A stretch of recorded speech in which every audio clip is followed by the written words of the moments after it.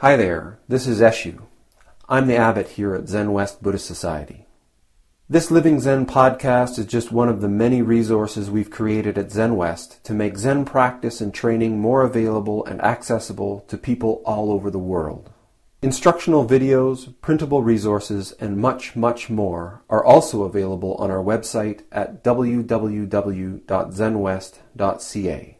If you're a regular listener, I'd love to hear from you. So please drop me an email at office@zenwest.ca and let me know who you are, how you got started, and what brought you to Zen.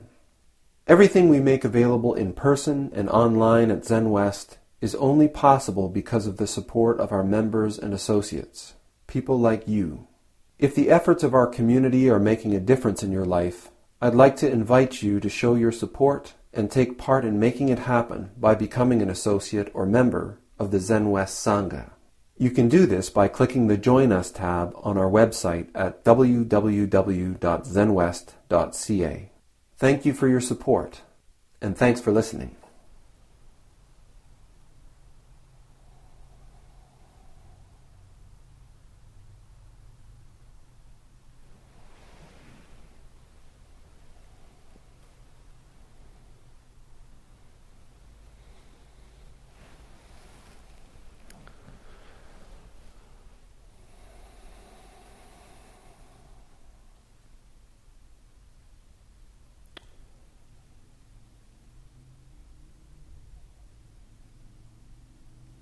Blah, blah, blah.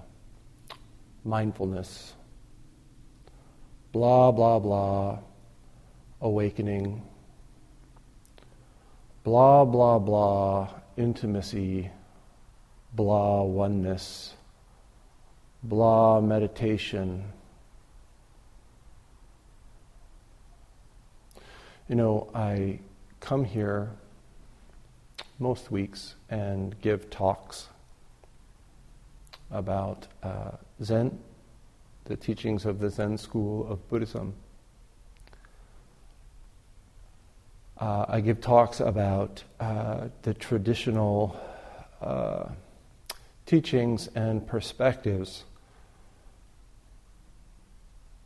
that have been passed down to me through practice, and teaching, and realization, but mostly through practice.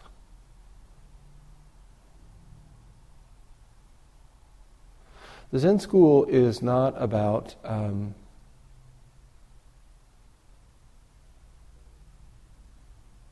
making you more comfortable in the life that you're leading right now. It's not about making you feel better about the poor choices that you've made in your life.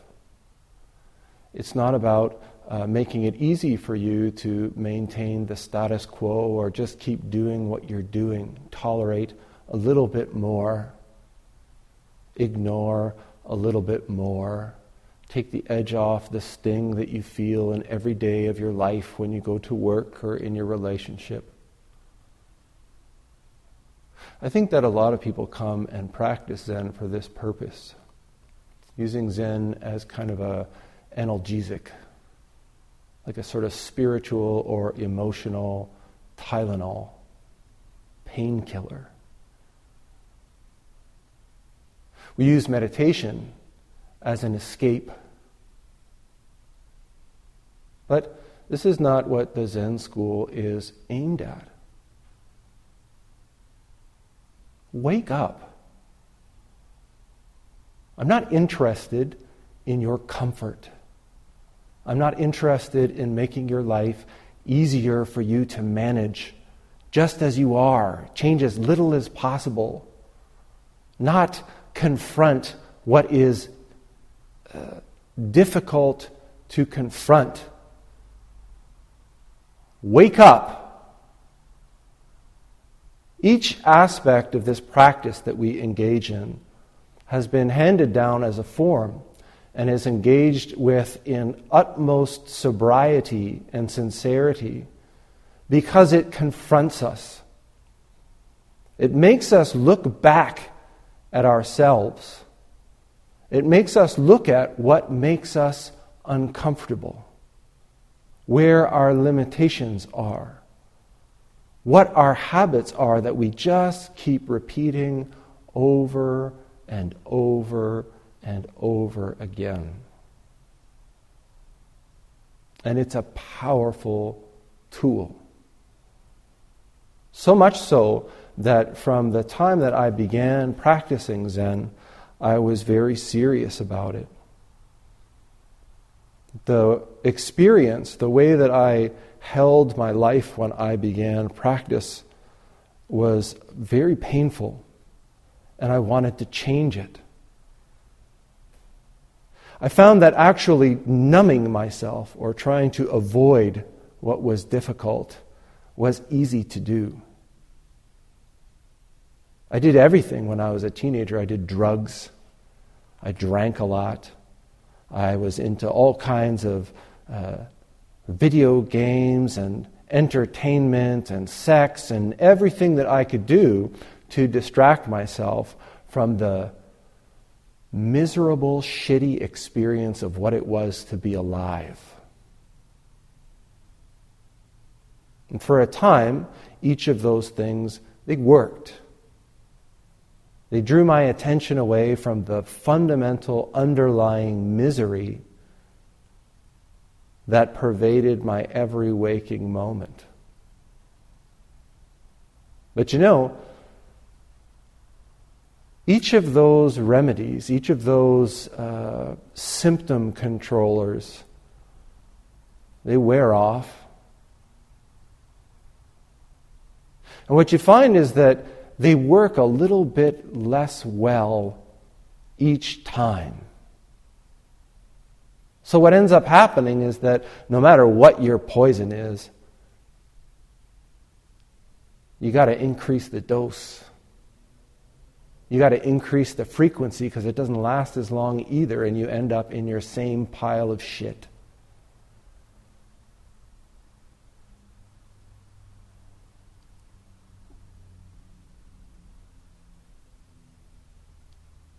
So I did that for a number of years before I ever came across something like Zen. And when I started to practice Zen, at first, maybe I turned to it much like I turned to other things, as an analgesic, just something to take the edge off. And in the beginning, certainly, it did. In the beginning, maybe my mind stopped spinning so rapidly. Maybe just the act of sitting still, not responding to every itch, not responding to every ache, not responding to every desire in my body, heart, and mind, to just sit still was a powerful lesson, a powerful tool. It's the first lesson.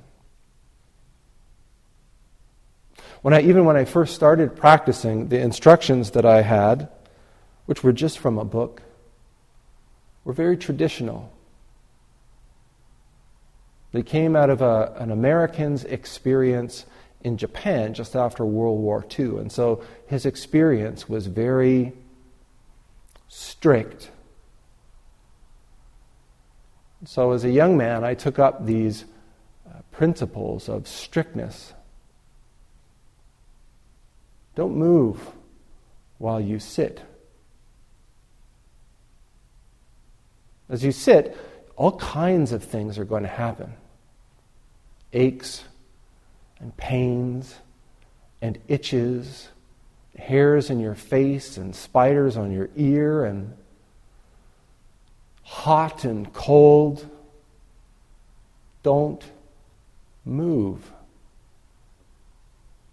All the time, the first slightest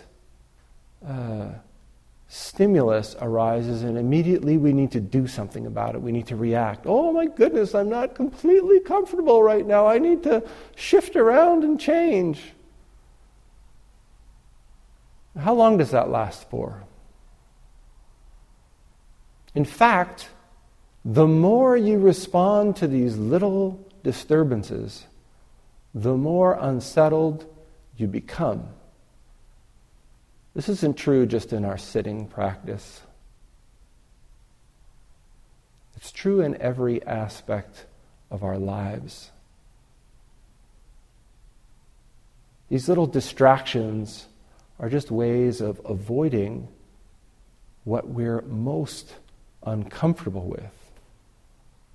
The content of our own heart and our own mind. We don't want to see it.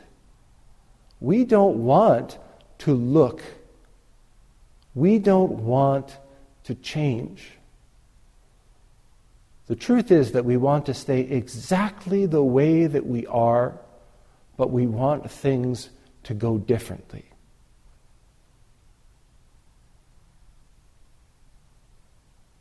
Ask yourself if this is true. If you are uncomfortable in your life and you're unhappy, you're feeling pain, and I were to say to you, how about, what if you change your job? What if you leave your house? What if you change your relationship? Whatever it is that you're complaining about or suffering through, what if you just lost that suddenly? Well, we don't want to do that.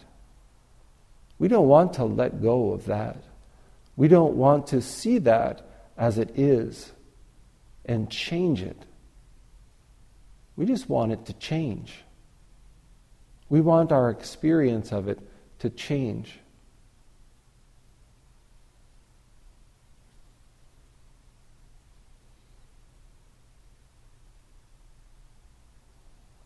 This practice is powerful. And as you engage with this practice of awareness, it's not just the external world that you become aware of, it is also our internal process, our own mind, our own feelings, our own actions or inactions, our own habits, our own desires, our own motivations. And we can play with this. We can do this once in a little while and just allow ourselves to relax a little bit and get a little bit more comfortable in our bodies and in our skins.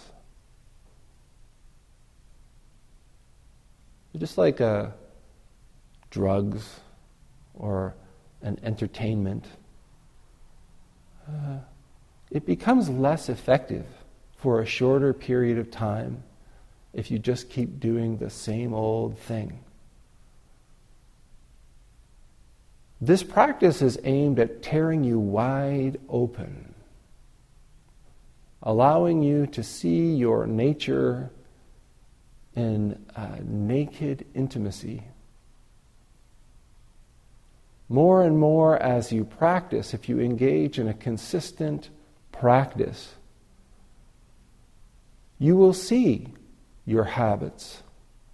You will see how the choices that you make result in the experiences that you have. You will see with clarity what it is that you want to experience in your life and what it is that is unpleasant, that you yourself are party to, that you yourself are creating. And this practice can give you the space to change, to make choices, to transform your whole life. But you can't go about that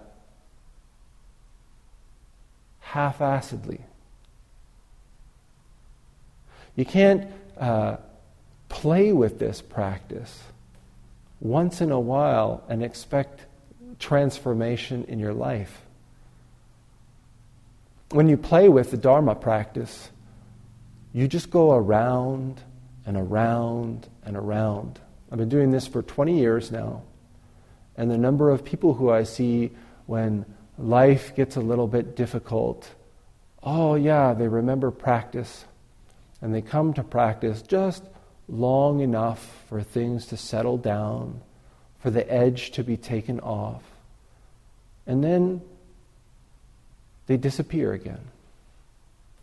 And a few years later, it's usually the same thing that has arisen again. Practice again. And they come and they sit for a while. And in the tea circle afterwards, they talk about what an impact their practice has on their life. The Tuesdays are great because I don't practice other than that. Meditation practice is so transformative and so meaningful and so powerful in my life. But Tuesday night's plenty. Okay. That's fine. It pains me, frankly. Unless we're willing to engage, unless we're willing to roll up our sleeves and dig in and actually engage in transformation, awakening, realization, we just go around and around and around. Each of us has a choice.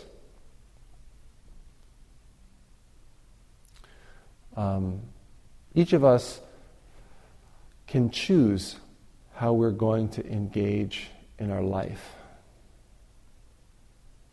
But unless we commit, unless we decide, okay, enough is enough. I've seen this pattern. I've seen this habit. I've seen this cycle happen enough that I want to change it. Until we're willing to engage and transform, we'll just keep going around and around and around. And if this is the case, then I don't need to give Dharma talks anymore. I can just come and I can say, blah, blah, blah, mindfulness. Blah, blah, blah, awakening. Blah, blah, blah, intimacy.